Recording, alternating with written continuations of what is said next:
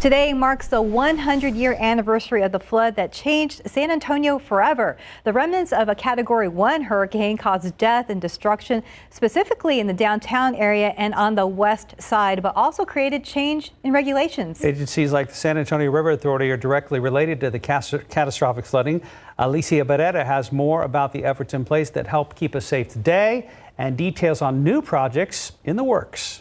This is the devastation that flowed through the streets of downtown and West San Antonio in 1921. Looking at photos as well and some of the historical evidence of that flood, some areas of downtown, there was about a 10-foot wall of water that came through some areas. Experts say it's because San Antonio is in flash flood alley. Over 50 people lost their lives and it was millions of dollars in damages in 1921 figures, so it's tens of millions of dollars of damages were done in today's dollar figures. 100 years later, a major focus for the city has continued to be flood control, which started with the Riverwalk. Really where the Riverwalk is today, where that river bend is, that was an original meander of the river, so that water slowed down in the downtown area because of that bend in the river, and as it slowed, it rose higher and higher. And fortunately, an idea by a local architect, Robert Hugman, in 1929, this idea of the Riverwalk was put out there in the community,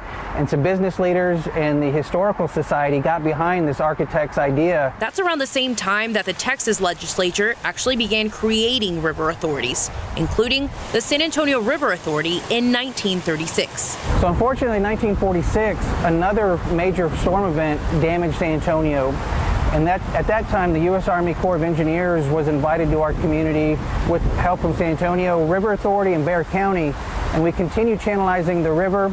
And then eventually, throughout the 80s and 90s, we created 2 flood control tunnels that run underneath downtown San Antonio. The tunnel sits at about 150 feet below ground and runs 3 miles underneath, providing major protection for downtown. All of the flood management structures that we've put in all around our community, particularly in the downtown area, can relate itself all the way back to that September 9, 1921 flood event. Now, the focus for the San Antonio River Authority is more about the community enjoying and taking ownership of the flood mitigation and ecosystem restoration projects, including Mission Reach.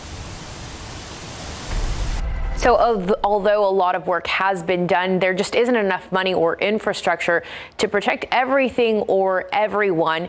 That's why the San Antonio River Authority has actually developed this digital floodplain and flood risk maps.